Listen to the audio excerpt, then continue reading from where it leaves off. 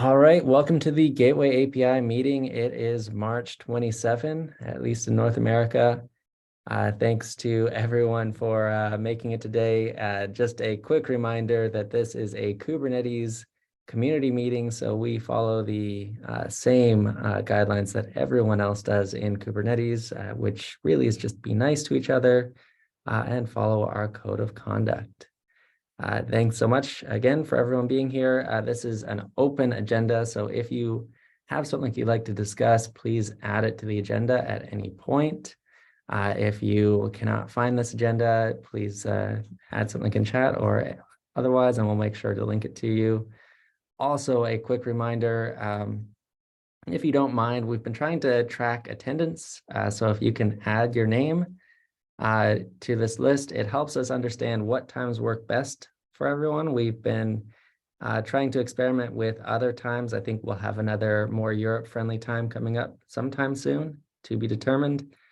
And it helps us understand what times work best for the majority of people.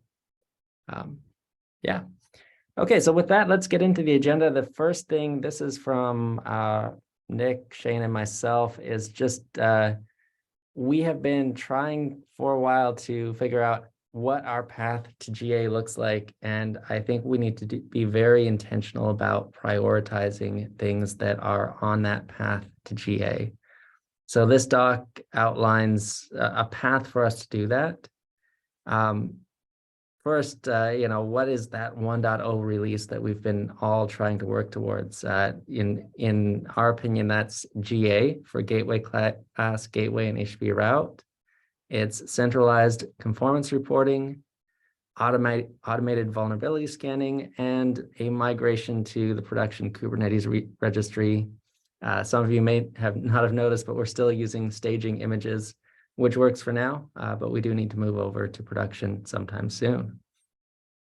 So we have, I think that's really the main release blockers we have in the 1.0 milestone. But, this project has been around for a while. It's widely used. It's used in production. Lots of companies are building products off of this.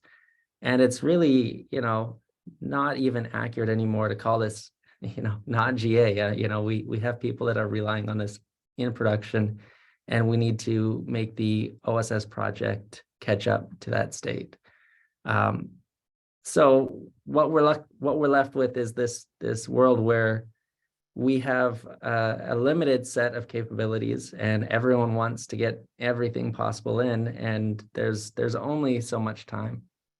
And every new feature we consider, there's a significant amount of work that goes to the proposers, maintainers, implementers, and everyone everywhere in between. And we need to be cognizant that although all these features are very good and something that we absolutely want to get into the API at some point, we cannot indefinitely delay GA. So we need to make sure that we are prioritizing all our efforts to get to GA and then fitting in features as there is time. So yeah, that means that we're soon going to be trying to lock in the content that we ship with GA and putting most of our priority on those issues until we can upgrade to GA. Every new enhancement proposal out there does include some value, but we need to get to v1.0. That's high level goals here is just we need to ship 1.0. I think all of us want to ship 1.0 in the next few months, certainly before KubeCon in Chicago, ideally well before KubeCon in Chicago. So this is not meant to be a long-term thing. It's just this is the very top priority of Gateway API over the next few months. So we've proposed some changes to help get us to 1.0. And these are just experiments. These are just between now and 1.0. We'll revisit each of these after that point. But one of the things that we want to consider is, first off, a phased release cycle. So the idea that there's an enhancement review phase, which we'll set a timeline for after 0.7.0 is released. Then time to implement those enhancements. And then finally, an API review process like we're familiar with, and release. So the enhancement review, this for people who have worked on upstream Kubernetes, this is similar, though much more lightweight, where we're trying to understand which enhancements we're targeting and what we're expecting to change in a release cycle. And then once that cutoff is complete, we know the scope of our release and we're doing everything we can to implement those changes. And if a feature just does not make it in the cut, we may need to roll some things back. But again, the focus will be on timely releases and getting to 1.0 as quickly as we reasonably can. Next up, enhancement prioritization. Well, actually, I've talked for a long time. Before I go any further, are there any questions or comments about any part of this so far?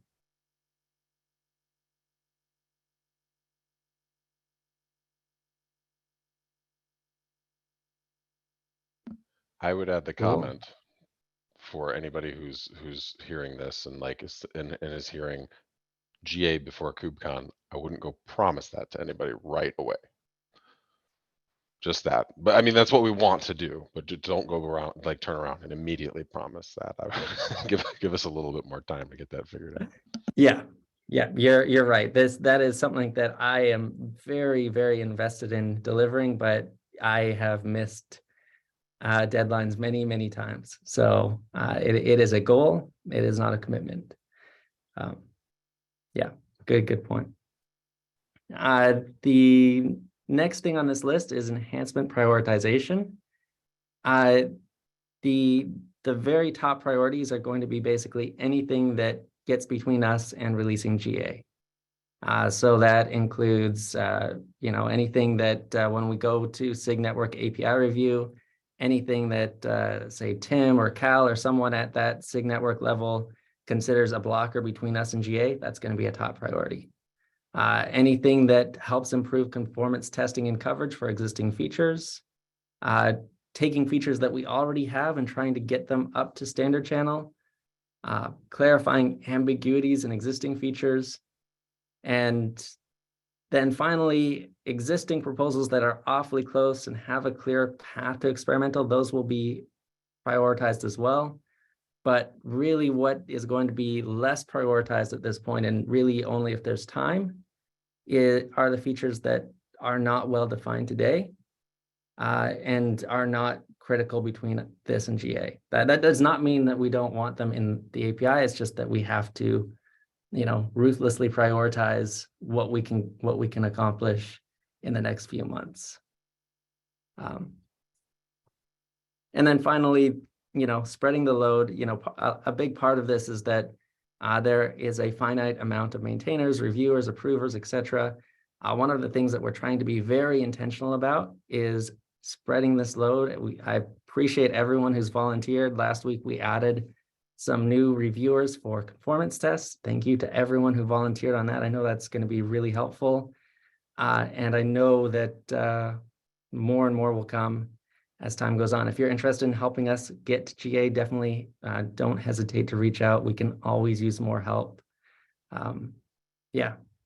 With that, I think there's a question, and Nick, you volunteered to answer it. Yeah, so Grant asked in the chat, what happens after GA? Is the core API locked in, and do we have to wait for 2.0 for core API changes? No, is the short answer. The longer, more interesting answer is that we've designed this API such that there are a series of compatible changes. So we are allowed to add fields, and there's a series of sort of other changes as sort of defined by Kubernetes upstream that are non-breaking additive API changes. Once the APIs go V1, then we will be able to continue to make those changes. So we can add fields, but what the V1 guarantee means is that practically if you after we have released for V1, if you write something with the V1 at that point, then that will always continue to work. There might be additional optional fields that we add or something like that, but they won't. But there will be no new required fields or behavior changes or anything like that. So, the V1 guarantee is it's stable. You know, you don't need to worry about the types changing in an incompatible or breaking way. We'll add things probably, but we won't deprecate, remove, or substantially alter the behavior of things. Does that cover what you're asking, Grant? Yeah, thanks. That was a good explanation. And Mikhail asked, does the V1 guarantee apply to status conditions? Yes, it will. That's one of the other reasons, you know, why we have been trying to tidy up all the status stuff, is that, you know, once we hit V1, that status flow is going to be set. We won't be able to change the status conditions and stuff as well. Yeah, there will be an explosion of integration against us at that point. So changing statuses in a backwards incompatible way will not be okay. Yep. Are there any other V1 related questions? Or any other questions about, you know, us sort of saying, slow down, chief. Yeah. I mean, like my comment on this is, look, this is a practical thing, right? There are only 3 of us who are the maintainers. You know, it's already pretty hard to keep up with everything that everyone is talking about. And if we want to be able to get to GA, we're going to have to sort of, yeah, we have to be able to say, like, we need to focus on the GA stuff. You know, I completely appreciate and love the fact that everyone is so passionate and is proposing like features at a rate of knots. That's amazing. It was really satisfying to be working on something that people are happy to use. But like, if we want to get to GA, we're not going to be able to give a lot of like newer stuff the bandwidth that it deserves. And so what I think one of the things that Rob has called out, if you scroll down a little bit more, Rob calls out at the bottom. So yeah, the last 2 things are the gamma is going to continue sort of rolling. It counts under the already on track to experimental rules that Rob mentioned. But for things that don't, that's that other gaps section that are already in progress. You know, so there are some things where we may need to say, look, I'm sorry, this one's too big and is not required for GA, so it's going to have to wait. That doesn't mean that you have to stop developing on it. The part of the point of what we've done with Gateway API is that there are a few ways that implementations, I would love to see implementations do implementation specific things that you then want to bring back and say, hey, we did this in our implementation and here's how it went. That's 100% fine. You know, for things, particularly once I finally managed to get the policy attachment changes in, if people want to start, you know, experimenting more with implementation specific policies, that would be really useful feedback for us to be able to make more core policies as well. Yeah, or sorry, extended is actually more correct, but yeah, to make policies that are included in the standard set of Gateway API resources. Yeah, but in order to do that, we need to know what works and what doesn't, and the only way we're going to do that is by people actually trying this out and seeing what happens. Yeah, so yeah, there are a few other extension points like filters and things like that where I would be very happy to see people do their own filters and then bring them back post GA to say this is what we tried and this is how it worked. Yeah, that doesn't mean you can't have to stop developing on that stuff. It just means that we, as the maintainers and approvers, won't be able, like, probably won't be able to do a lot of work on that stuff just because we don't have the bandwidth.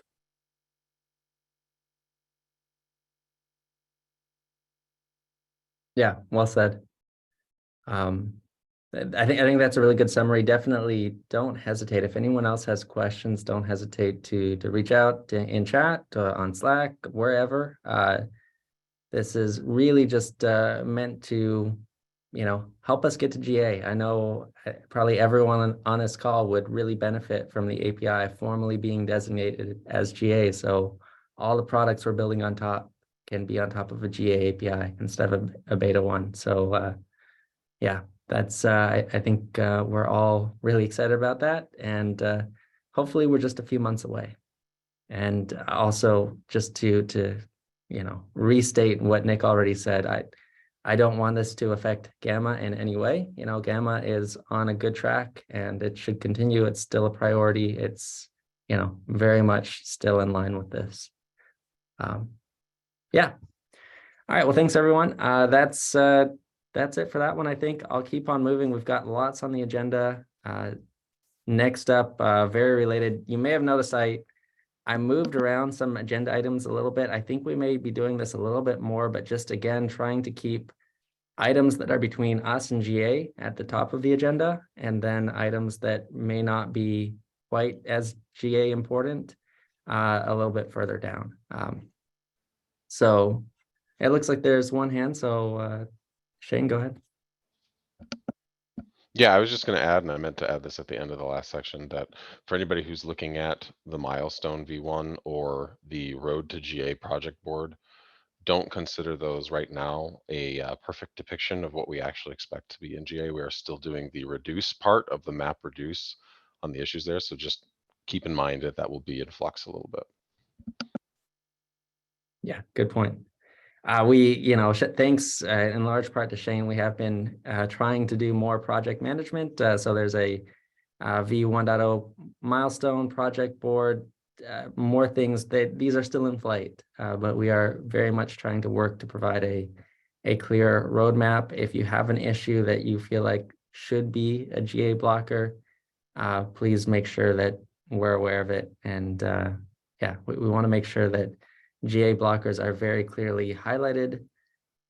Even in that doc, there's a link up here to release blocking issues in the V1.0 milestone. So we have a release blocker label that we're applying to issues. And if they happen to be in the 1.0 milestone, these are the things that we consider most critical between us and 1.0.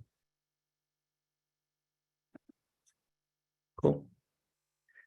Okay, so next up on the agenda is the 070 release. I'd really like to get this out ASAP. And there's a few things between us and that being complete. Again, V0.70, the milestone has a lot of things in it, but very few of them are labeled release blocker. So if you filter for release blocker, we have 7. Actually, some of these shouldn't be in here. Well, we'll get, oh, it doesn't include the milestone anymore. We will get there. There's only one that is in the V070 milestone. Thank you. Okay, I'll figure out GitHub one of these days. In that last view, there's a drop down for milestones at the top of where it says like open and close, and you can do it there. Okay. Or type it in. Yep. Yeah. Still, we're only going to see one when you do it, so I guess it's yeah. There's only one, so you just have to believe me. Okay, there we go. So this is in, and fortunately we have a PR raised today to address this one.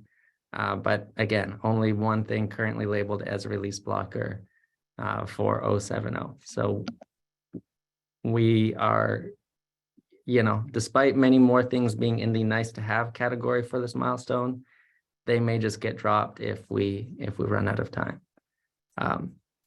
So first up, let me run through the major themes that we are thinking about. Yeah, go ahead. Is it possible? I have to drop in like 8 minutes. Can I real quick go over my topic and cut in line? Yes. I have a hard stop, so. Which topic? That first one. Okay. Thank you. Sorry to interrupt. Yeah, it's fine. I wanted to go over this one, especially as we're talking about going V1 and new releases and whatnot, about status. So I've had some issues with the ready versus programmed status on Gateway and trying to implement this, and we've kind of gone in a lot of circles on the Istio side of like what these things should mean. So I just wanted to bring it up here. The issue that we see is that the idea was we had these 3 states: accepted, which means like this is like kind of cursory level correct; programmed, which means we sent some config to the proxy; and then ready, which means it is a 100% guaranteed that no eventual consistency, that thing is ready. I think when you say it like that, it makes a lot of sense. But when you get down to it, I think it makes a bit less sense. The issue I have is that ready on a gateway, I don't think provides much value. A gateway is not useful without its policies, most particularly the routes, right? A gateway with no routes does nothing. And so there's no, like, as an implementation, you can't say, hey, here's my route config, wait for the gateway to be ready, and now I can start sending traffic. So a ready condition on a route, I think, may make sense, right? You apply your route and then you wait for it to be ready and then you send your traffic. but at the gateway, it seems confusing. And I worry that by having a ready condition, which is I think what users will most likely look at as kind of their baseline, because it's a very obvious name. Like you see ready, that's what you wait for pods, for deployments, for services, whatever. Like you're very used to looking for that. That can't be implemented by most implementations because most implementations are eventually consistent. And actually doesn't provide that much value. Like it's really saying the gateway is ready, but what does that really mean to a user? It doesn't mean much, I think. I feel like we're just kind of in a collection of pain there. So my proposal, I said remove it, open to suggestions on alternatives. We could potentially move the ready condition to route. We could be more clear about what it means, open to ideas, but I at least think we need to do something, could provide some value here.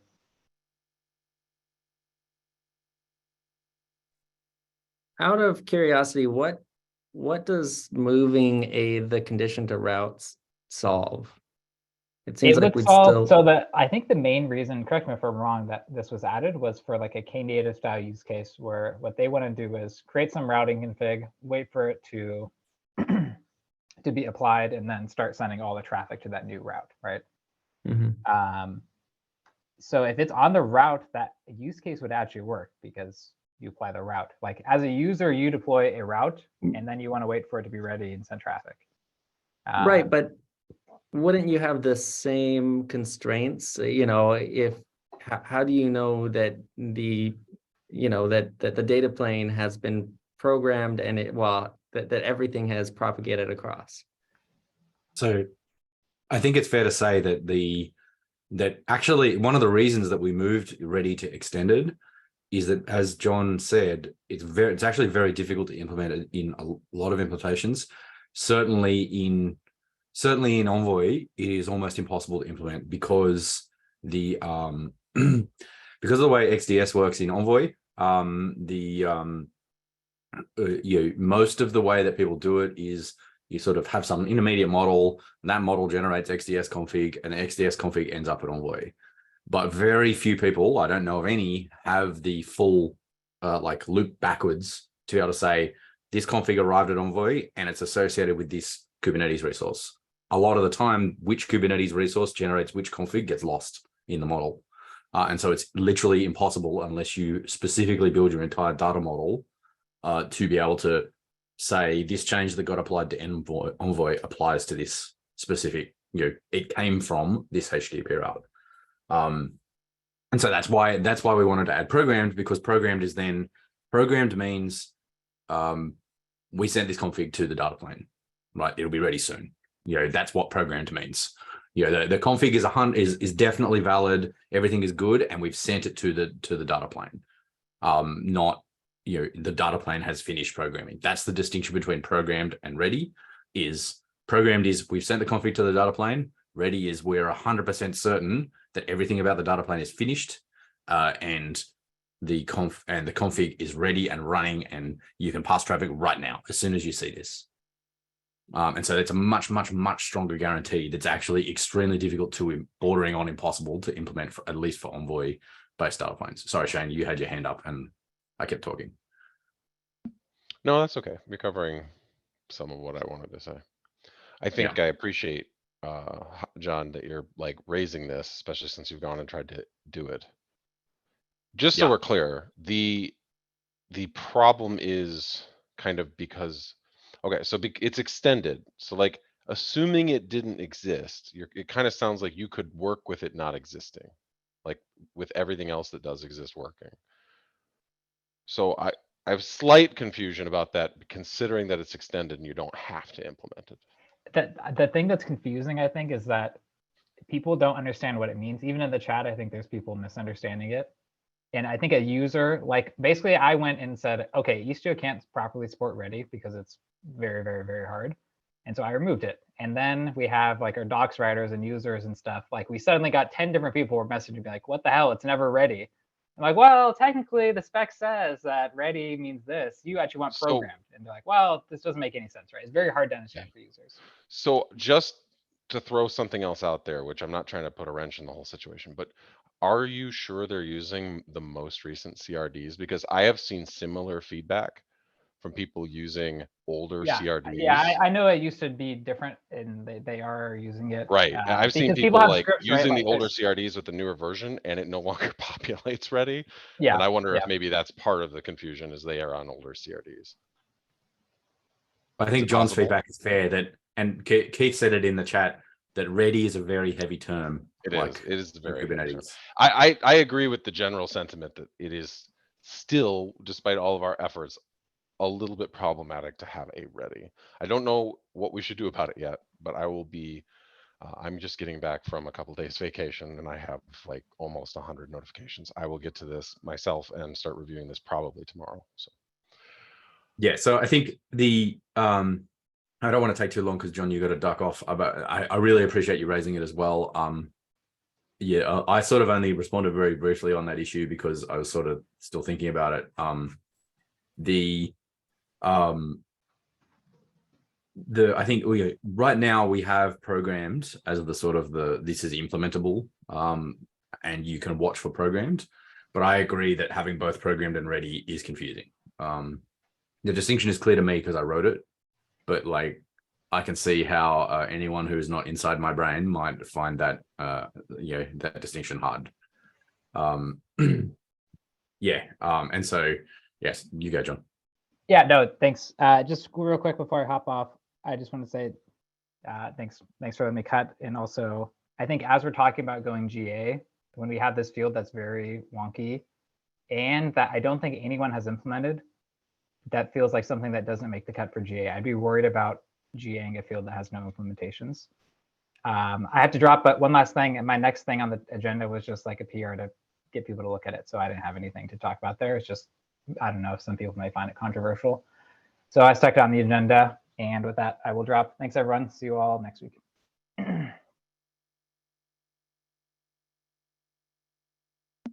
Cool. Good discussion. We'll come back to John's next item soon, but I think that's a good reminder. If you have an opinion on the ready condition, please add your opinion, comment, whatever on that issue. It is a good discussion and exactly the kind of discussions we should be having before we think about GA. Are there things in the API that don't make sense that we should not graduate to GA? Yeah, good thoughts. Okay, with that, I know we're limited on time here and we've got plenty more to get through, so I'm going to go back to where we were. First off, in the 070 milestone is this one, the path redirects and rewrites. I believe this meets all the graduation criteria. We have a couple LGTMs on this. Maybe just one more would be helpful. Just want to make sure we have as many approvals as possible anytime we're graduating a feature. But once we have that, I'll remove the hold and we can get this one in. will you request me on that one? Cool. The next one is very, very similar, but it kind of just flew under the radar. I completely missed this and apparently made a typo as I missed it. Sorry, everyone. I actually had request header modifier the first time around. But response header modifier was added, which is nearly identical. It is identical to request header modifier, just obviously modifies response headers instead. It's been around long enough. It's implemented by at least 4 implementations today. We have conformance tests. I think it meets all the graduation criteria. I see no reason not to try and include this in 070 as well. I have not made a PR for it because it will conflict almost entirely with this one. So once this gets in, we can worry about graduating the next one. And then the final one that I think is a big deal that's going into 070 is this policy attachment gap from Nick. That this is just a massive PR. I have spent ages trying to read it through all from top to bottom, and it's well written. There's a ton here. I encourage everyone, if you have some time, to give it another read. I think this is, in my opinion, merging in the next couple of days. I think it's that close. So if you have any last thoughts or comments on it, get them in soon, or else this is going to merge. Nick, you since this is your PR, do you have anything else to say on this one? No, I think that this should make it a lot easier to understand what policy attachment is all about and how it can work. Sort of the root cause here was Keith's great discussion about how policy attachment is really complex. Part of the point of this is to more fully spec out exactly what policy attachment means and what it does and how you can use it. I mean, I started the effort to work on timeout policy as an example. That effort kind of stalled because I've actually been really busy with trying to get this one in. So once this is in, then I anticipate circling back to a timeout policy to try and have a standard, well, not standard is an overloaded word, but yeah, like an included policy in our CRDs to sort of illustrate how the flow can work. So yeah, as Rob said, I'm really sorry that it's like plus 900 lines, of like pretty heavy text. But yeah, if you are interested in it, I really recommend having a read through it. I've tried to make it pretty clear. I think it's after 150 odd comments. I think it's getting to the stage where it is pretty clear now. So yeah, have a look and see what and give me a review or some comments. But yeah, I really want to get this in the next couple of days. Cool. Any comments on this one? I just have to say thank you, Shane, Nick, because there's so much in here. Yeah. Okay. Yeah, huge improvements there. The next thing I wanted this I feel like is a bit of a stretch, but one of the things that has met all the criteria with the exception of conformance tests is gRPC route. We have all the implementations we expected and more, but we just need conformance tests. And I think this is the PR for that. Yes, Richard today created a PR that adds conformance tests, and it's not just conformance tests, it's actually a new base image as well. So it's more complicated than just new conformance tests. But I would encourage, the people that do have implementations that support gRPC route, if you're able to take a look at this and see if it matches your expectations and your implementation of the API, that'd be really helpful. This is really cutting it close, but I would love to see it, squeak in to the 070 release. But to do that, we really need to make sure these conformance tests are well reviewed, and that we have a few different implementations that have signed off and said these conformance tests make sense to them. Yeah, and just to be clear, that doesn't mean you have to be marked as a reviewer. If you are implementing gRPC route at all, we would love to have you help review.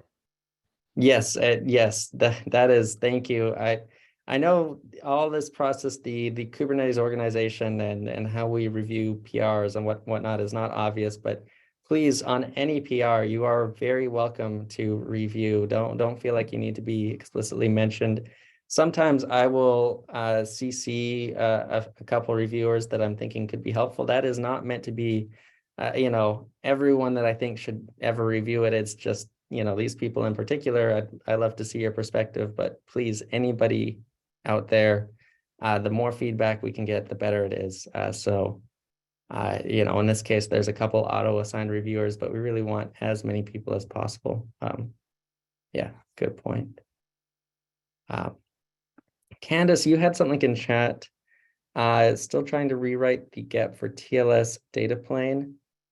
I know that this is something that is very important. I feel like we're so close to 070. I can't imagine getting a new GEP in time for that. But that does not mean that it would not be a priority. I don't think that it's possible to fit into 070 at this point. I don't know. I'll defer to someone else here. Yeah, I think that sounds about right to me. But I think it is also important to note that timeline that Rob mentioned does not preclude us doing another release between 070 and 1.0. And I think it's pretty likely that Yeah. we will try and get another release in between 070 and 1.0, probably in 080. Yeah. And we technically have a milestone for V080 right now already. So. Yeah. Yeah, so I think that would that might be the way to go there. Yeah, well said. Yeah, this is you know, our priority is everything that is, you know, between us and GA. I would not be surprised, though I cannot predict, but I would not be surprised that one of the blockers that comes back from the SIG Network API review is that we really need to have, you know, TLS to backend solved or something like that. I mean, I consider it a GA blocker anyway. Like we Yeah. need we need to have that that support available. So like it is a GA blocker. You know, we need to have something done before GA. But I think we are out of time for 070, particularly because we would like to have 070 out, you know, pre-QCon. Yeah. And we are running out of time real fast on that front. I Very didn't much. see it on any of the lists, but I thought I had seen it on the lists in the past. So that's why I was asking about it. So it will be on the list as a blocker for GA? Or does Well, it depend on how I mean, I feel like it far should we be. get with it? yeah, I mean, I think both. You know, I think we really want to see this in GA, but frankly, it just means that we need to heavily prioritize it, and you know, maybe not deprioritize, but make sure that this is one of the top things that we are pushing forward. I know we're all invested in it, and at some point we just need to decide on a solution that works in most cases. Yeah, but I would agree. I think it's a very critical issue. Yeah, I think the main answer, the thing that you're probably looking for is we will be getting back to triaging it, like making sure that we finally make a decision for you on like exactly where we're going to put it, and we will keep you in the loop on that. We're just not 100% certain right this moment. That has to do with the kind of the reduce stuff that we're still doing with our backlog of issues, trying to make sure that we have a really solid GA planned. Thank you.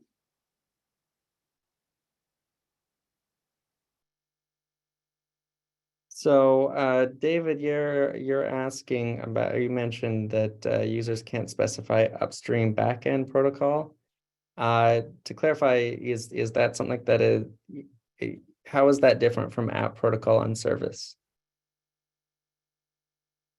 There were, I think Evan Anderson made a PR to like Contour about specifying app protocol, and I think that was closed. I forget why. I think Nick might be able to. I think it turns out that app protocol is a little trickier than you would think to do that. Yeah, it's not as well specified as you would like. I think Yes. Yeah. Yes, I would agree that app protocol has many flaws, but if that is the way, it may be that it's not that there isn't a way, it's just that we need we need to improve the way that exists.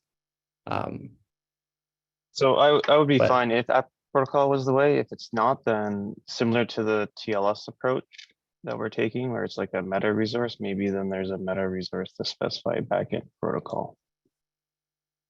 Yeah, and you know, I think what John's saying in chat is similar to kind of the tough decisions that we're going to have to be making between now and GA is what is new functionality and what is truly a GA blocker, because most anything that's additive can be added post GA. We just have to, you know, what is truly useful as GA as it exists today. Yeah, but we'll have to, you know, this is a new process for everyone. That the very most important thing is that we get GA released and it is a useful API that is released, you know, that it provides end-to-end functionality that is broadly useful. We can always add new things. There, Keith, you're right. There is a cap for app protocol. This is actually being worked on by Lior, who's been helping with some gateway API things too. That introduced a couple standard names in Kubernetes API definitions that are not part of the INA standard service names that were previously allowed. So it's gradually moving forward, but I feel like the next step is probably going to be that something like a list is required. I'm not sure yet, but app protocol as it is it needs help, but that may be something that can, move forward in parallel.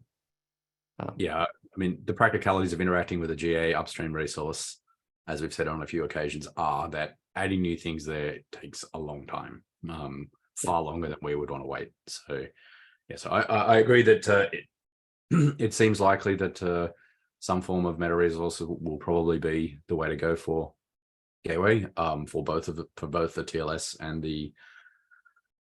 the other ones, and any other things that we need to do. Basically, all the stuff that we talked about when we were talking about backend properties. I think the problem with backend properties was we tried to collapse too many meta resources into one.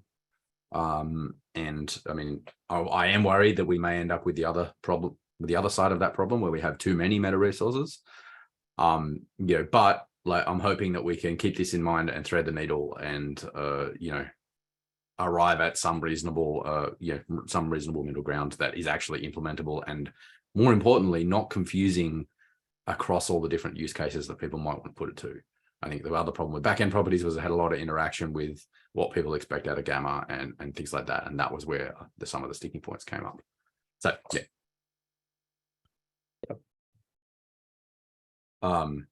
Cool. Okay, I think we really need to keep rolling that, Rob. Yes. We've got a lot of things. This has been all great discussion, but we keep. Yep. This is okay. So the very last thing I had in here was another thing that I would consider a release blocker for 070. I don't think I've labeled it as such, but we need to have conformance tests handle the updated port redirect requirements. This PR attempts to do that. I haven't had a chance to look at it in detail, but again, if you have some review bandwidth, I would do everything you can to take a look at these two sets of PRs that are related to conformance tests in the 070 milestone, because we desperately need to get these in if we want to get 070 out. Yeah. Okay, with that, let's keep on moving, because yeah, we are running out of time. Keith, I think you said you could provide a bit of context on John's PR here. I think John came back. I don't know if he's still here though. I see him in the meeting list, but he may or may not be available. You there, John? Okay, he said no. All right, cool. So yeah, so this is a initial PR for some infrastructure / conformance test for Gamma stuff. The actual code changes to the conformance test suite suite code is not too much. The big thing that I believe John wanted to call out here is that we will be this PR deploys the Istio testing app container for running these tests. This is because that container has a lot of utilities for essentially saying what kinds of requests you want to be sent into what target. The current kind of basic implementation for this as a first pass is just using kubectl exec, but the Echo test server that Istio has also has capabilities to send requests based on gRPC endpoints that you send to that container. So it's got a lot of flexibility here. The question here is about how far to go using this image.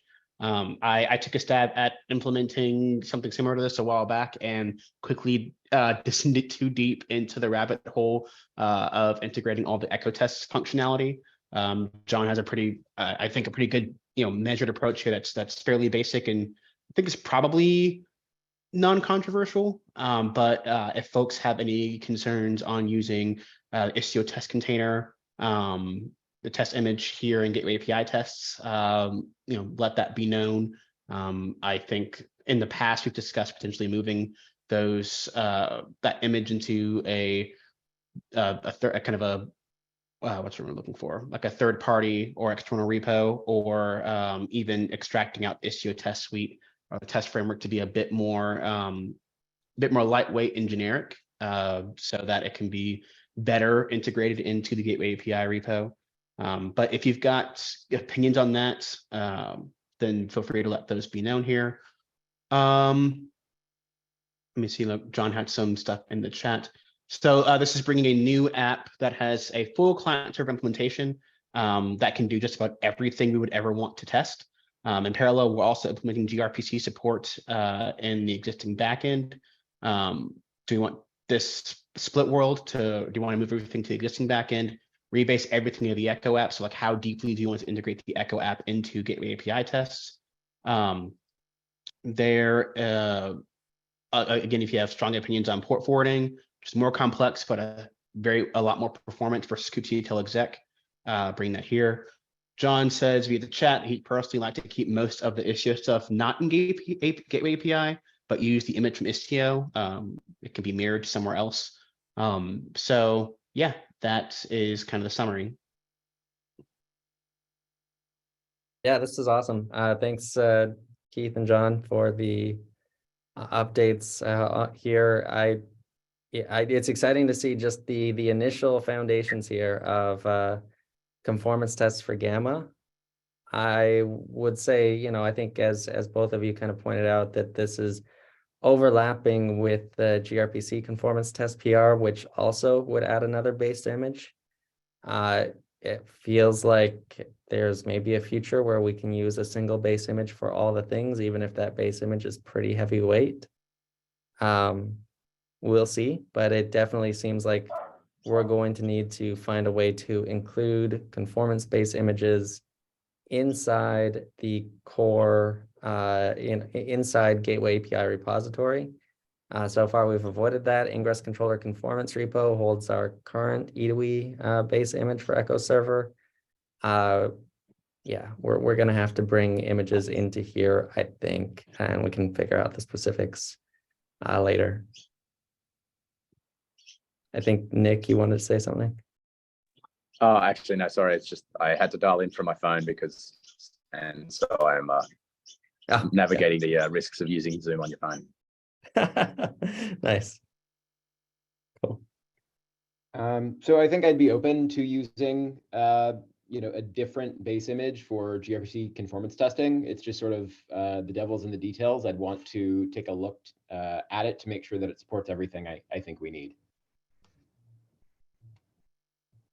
Yeah, that makes sense. John brought up a point in the chat. I'm not, maybe I misunderstood you, Rob, but are you saying you think that there's a need for us to build the images from the Gateway API repo? In my mind, I feel we could probably mirror from somewhere or build the images elsewhere rather than clog the repo with image building specifics. But I just want to clarify kind of what you were saying earlier. I'm not sure where it belongs, but I think the thing that we need is for our conformance images to be owned by the Gateway API project. It may not need to be in the exact same repo, but it seems like it would be most efficient if they were owned. Binary or code, I don't know. It feels weird not to. I don't know. These are just having spent very little time thinking of it. It feels weird to introduce a dependency on a specific implementation. Go ahead, Nick. Yeah, so I think people have written things that do what we need them to do. I think that Rob's point is fair though, that that we need to ensure that the images we are using for testing conformance are sort of congruent with what we need them to do, and so that means probably probably we will need to include those images in the release bundle, like they'll be versioned in the same way or something like that. So regardless of how we end up making that mechanically work, like version 1.0.0 of Gateway API should include both the CIDs, the spec itself, and the testing tools that are used to run the conformance, whether those be the admission server or any other tools. And so if they're having the code live somewhere under Kubernetes SIGs and be owned by Gateway API subproject, will make that process easier.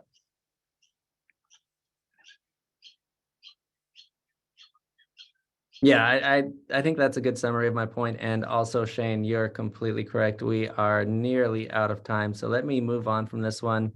I encourage everyone to comment on this as you have time. But yeah, thank you to everyone who's worked on that. Wow, we do not have time for all the things left on the agenda. Sorry, everyone. The next on the list is the address scope one, which I think we'll only be able to cover at a high level, but I think Dave and John and Nick, you're all involved in this one. I don't know who wants to talk. I'll go first because I just wanted to explain the point I was making here. The point I was making here is that in its current design, 1651 has addresses be scoped at the individual address level. John's sort of initial proposal for the infrastructure stanza proposes including an address scope there. I think the biggest difference and the most important difference there is that means the two approaches are that gateways can have multiple addresses with multiple scopes, or gateways only have a single scope, and you can have multiple addresses within that same scope, which would imply that having multiple scopes, if you want to have a public address and an internal address, then that is two gateways rather than one gateway. And so I just wanted to say, I think that is a pretty important distinction that we need to decide very soon. For once, that I feel like that exact, laying out what we want to decide there and why we want to decide it is the thing that in my mind blocks further movement on 1651, which to be clear, we need to do something about address scope. It's a real problem that needs to be solved. And we need to do something about something like the infrastructure thing that I think will be useful in a lot of things. I would really like to unjam the sort of a log pile we've got here with 3 or 4 gets sort of very closely intertwined. And so yeah, that's why I wanted to raise this one today, that I think we might be able to unblock 1651 by sort of ending up all agreeing on something.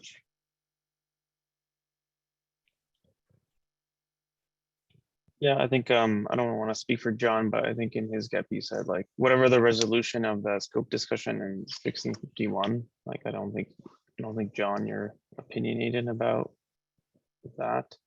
I like having the multiple scopes on Gateway personally. Just because it kind of gives you then similar to service external IP, potentially you can let the gateway infra default the default addresses and scopes that it supports. If you know what I mean, for example, service has you do a cluster IP and a public IP on the same gateway, and it'll hit the same target. And likewise, you could introduce some other vendor specific scope there. I would encourage people to read 1651 because I've tried to answer questions like, what if there's conflicts? Then I would say then the gateway wouldn't be accepted if there's conflicts with the class and things like that. So I think the fundamental decision that we need to make is, can a gateway have more than one address scope? To me, I feel like it will be cleaner if we say scope is defined at a per gateway level, and if you want 2 scopes, you have 2 gateways. HTTP routes can be parented by more than one gateway, so you can still have the same routes attached to two gateways, each of which have separate scopes. I am worried about if we have one gateway possibly having multiple scopes, then we're kind of like that feels too magic. That's the thing I'm really wary of from service, is having things be too magic can lead to weirdness. That just feels magic to me at first blush. So I'll put a comment to that effect on 1651 later today, and then we can talk there. But for now, I think we're probably done with that. We should talk on the issues. We should try and hit. Sorry, it's yeah, Alex's one about policy attachment for rate. I mean, because I think Alex is here. Yeah, I see Alex on the list, so let's try and squeeze this one in. Alex? And I think that'll be the last one for the call. Alex, maybe you can provide a bit of context here. Yeah. So so yeah, we've been doing this as part of Quadrant for a while, or trying to do this. So thanks for the latest state of policy attachment, because it clears many, let's say, darker areas of the spec for us. And so us as Quadrant, and we're not providing a complete gateway implementation right now. We'll rely on Istio to make our things work, and that's both for rate limiting and authentication authorization. But so in the context of rate limiting, we have a rate limit policy that until now effectively implemented direct before it was a thing. Say we ignored the hierarchical part because, yeah, that's still work in progress. But so we would be more than willing to put some effort into making a proposal for rate limiting as part of Gateway API, but not as filters as such, but leveraging policy attachment. And I guess, like it was mentioned by someone to actually put it on the agenda, I thought here might be a good place to hear like other people's initial reaction to this. If we have time for this still, I don't know. But so that's more or less the context in which I put that there. Otherwise, I'll start putting things down in a doc and have people go wild at it. Does that make any sense? It makes sense to me. Yep.